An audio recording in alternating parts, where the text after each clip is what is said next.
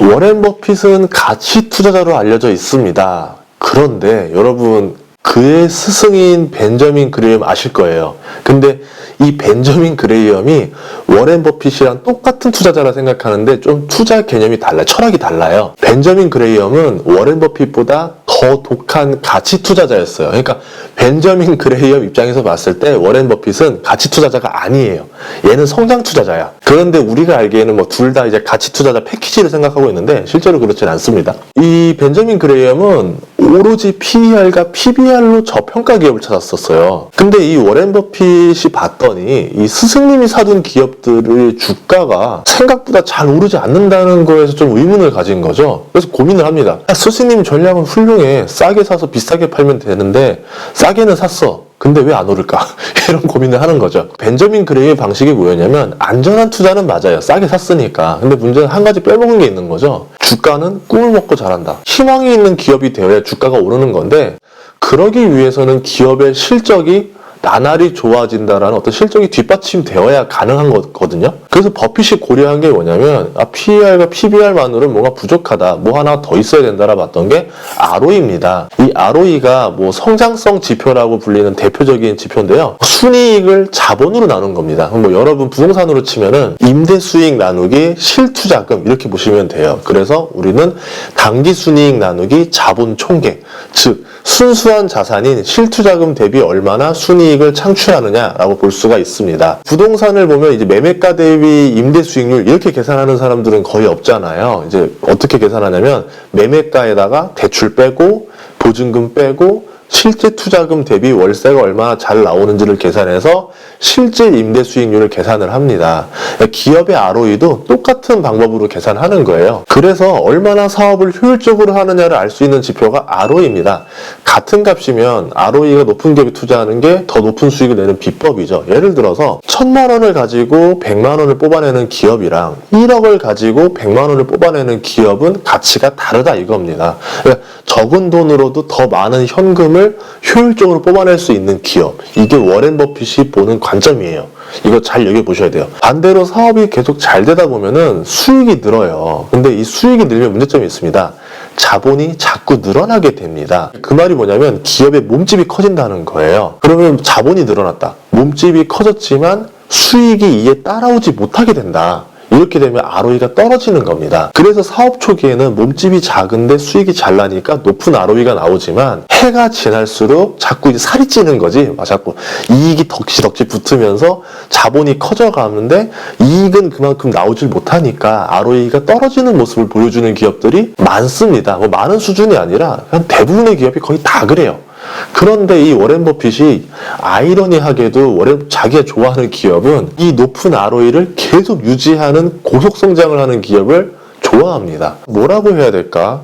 굉장히 어마어마한 요구를 하는 거죠. 사람도 100kg인 사람이 살을 10kg 빼는 건 쉬운 일이에요. 그런데 50kg 되는 사람이 10kg 빼면 죽어 진짜. 그렇죠? 근데 그런 걸 요구하는 거죠. 그러니까 그런 기업이 있겠어? 라고 하는데 워렌 버핏은 그래도 있어 라고 하면서 자꾸 찾아내고 다니는 거예요. 버핏의 연평균 수익률이 28.7%입니다. 자기 한평생 동안이요. 그러니까 기업으로 봤을 때 실적 대비 주가가 상승했다. 뭐 이런 공식으로만 치자면 워렌 버핏이 투자한 기업의 평균 ROE가 28.7% 정도다. 근데 실제로 ROE 성장만큼 주가가 오르진 않았을 거니까 보통 이제 ROE가 30 정도 넘는 기업들에게 투자를 했겠거니 라고 보는 게 우리가 알 수 있는 힌트입니다. 그러면 한번 우리나라로 한번 시선을 좁혀봅시다. 5년 평균 ROE가 30%를 꾸준히 넘는 우리나라 대기업 몇 개 정도 했을까요? 과연 있기는 할까요? 이거 어떻게 찾냐면요. HTS에서 검색해서 이제 ROE 순으로 정렬을 놓으면 되는데요. 힌트를 드리자면 몇 개 없어요. 중소기업들 중에 많이 있어요. 중소기업 중에는 ROE가 높은 기업이 많이 있지만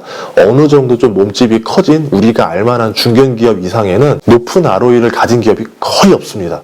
제가 알고 있는 기업 중에서 시가총액 상위 랭킹 중에서 유일하게 매년 20% ROE를 유지하는 기업이 하나 있어요. 딱 하나. 그 LG생활건강 하나밖에 없어요. 그렇기 때문에 이 높은 ROE를 30 이상 유지하는 기업을 국내에서 찾는 것도 쉬운 일이 아닙니다. 없으면 어떻게 하냐? 꼭 국내 투자할 필요는 없는 거죠. 해외로 눈을 돌려도 되는 겁니다. 제가 그래서 해외 투자에 눈을 돌렸던 이유 중에 하나가 태국에 뭐 기업이 있는데 그 기업이 매년 ROE가 60이 넘어요. 요새 좀 떨어져가지고 ROE가 50까지 내려가긴 했는데 이런 기업들에 투자하면은 워렌 버핏 관점에서는 괜찮은 기업이 될 수가 있는 거죠. 자, 그러면 이 ROE를 볼 때 주의할 점도 있는데 이걸 한번 찾아봅시다. ROE가 높다고 그냥 투자한다? 이거 절대 금물이에요. 절대 그러면 안 돼요. 제가 아까 말했지만 그 외국의 모 기업이 ROE가 60, 50이라고 해서 제가 무조건 투자하지 않는 이유를 설명해 드릴게요. ROE는 아까도 말했듯이 매년 이익이 생기고 자본이 늘어나면서 같은 ROE를 유지하기 위해 매출과 이익이 고성장을 해야 됩니다. 이익이 매년 30%씩 성장하는데 자본이 늘어난다는 얘기는 뭐냐면 실질적으로 이익 성장 속도는 그거보다 더 빨라야 된다는 얘기예요. 그렇기 때문에 힘들다는 말을 했었는데, 그러면 기업은 커지면서 ROE가 점차 떨어지기 때문에 5년 이상 꾸준히 높은 ROE를 유지하고 있는지 또는 이 ROE가 떨어지는 속도를 좀 봐야 되거든요. 그러면서 앞으로 ROE가 어떻게 형성될지를 예상해야 됩니다. 아까 예를 들었던 태국의 한 통신회사 ROE가 옛날에는 60%였어요. 그러다 그 다음에는 55%, 그 다음에는 50%였습니다. 점점 매년 5%씩 성장 속도가 떨어지고 있죠. 그럼 제가 5년 뒤가 되면은 이 기업의 ROE는 한 25% 정도밖에 안 되겠구나 라고 예상할 수가 있는 겁니다. 배당을 많이 주는 회사가 있는데 이 배당을 많이 주는 회사는 ROE가 지속적으로 높게 나오는 것처럼 보이지만 속지 말아야 돼요. 이익이 생기면 자본이 늘어난다고 했죠. 살이 붙듯이. 근데 이 이익을 뭐로 하냐면 배당으로 주는 거예요. 이익이 생기면 자본이 늘어나야 하는데 이익을 배당으로 주다 보니까 자본이 늘어나지 않는 거예요. 자본이 늘어나지 않으니까 뭐냐면은 ROE가 이익 성장이 없는데도 꾸준히 높은 것처럼 보입니다. 이게 문제가 뭐냐라고 말하실 수도 있는데 문제가 있는 거예요. 기업은 매출이랑 이익이 꾸준히 증가해야 되는 게 기업의 의무입니다. 그런데 매출과 이익이 정체되어 있다. 이거는 굉장히 문제가 있는 거죠. 그런 기업인데도 불구하고도 ROE가 높은 거로 유지되는 것처럼 보인다. 눈속임이 되는 거죠. 그래서 우리가 찾아야 되는 건 뭐냐면 배당 성향이 낮으면서도 ROE가 꾸준히 높게 나오는 기업을 찾아야 됩니다. 이게 진짜 알짜 기업이에요. 조심해야 되는 것 중에 하나가 뭐냐면 부채가 많은 기업입니다. 부채가 많은 기업도 ROE가 높게 나옵니다. 여러분 부동산 투자할 때 해보셨겠지만 대출을 많이 받으면 실투자금이 적게 들어요. 그럼 실투자금이 적게 들어가면 임대 수익률이 무제한으로 되게 높게 나옵니다. 그런 식으로 하면 저도 이렇게 할 수 있을 것 같아요. 100억짜리 건물을 실투자금 1억만 들어갔다. 그렇게 하면은 임대 수익률 100%, 200%도 나올 수 있거든요. 임대 수익률이 높게 나오는 것처럼 기업도 부채가 많으면 자기 자본 대비 이익률이 높게 나오는 것처럼 보여요. 그래서 ROE가 높아 보입니다. 하지만 부채가 많다. 그러면 이 기업의 문제점이 뭐냐면 만약 이익을 제대로 내지 못한다. 그럼 이자를 제대로 갚지 못하겠죠. 이자를 제대로 갚지 못한다. 그러면 빚이 늘어난다. 결국 빚더미에 허덕이는 기업으로 전락한다. 이렇게 볼 수가 있는 겁니다. 그렇기 때문에 ROE를 보고 투자할 때는 꾸준히 ROE가 높은 기업인지 먼저 봐야 되고, 두 번째로 배당 성향이 낮은 기업인지를 봐야 되고요. 세 번째로는 부채 비율이 낮은 기업인지를 확인하고 투자해야 실수하지 않습니다. 우리가 이번 시간에 ROE에 대해서 알아봤는데요.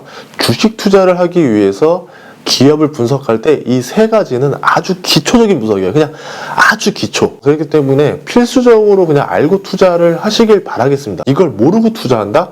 이건 진짜 위험한 거예요. 반대로 또 아주 기초적인 건데 이 세 가지 알았다고 해서 나 주식에 대해서 좀 알지? 라고 하면서 투자를 시작한다? 이것도 좀 곤란한 겁니다. 아직 우리가 배워야 할 거는 산더미. 지금 우리가 세 개 아는 거는 뭐냐면 약간 빙산의 일각 있죠? 이제 빙산의 일각만 알아놓은 겁니다. 앞으로 우리가 알아야 될 거는 97가지가 있다. 그렇기 때문에 어떤 좀 배움의 겸손함으로 앞으로 또 공부를 해보도록 하자고요. 그러면 다음 시간에 만나요.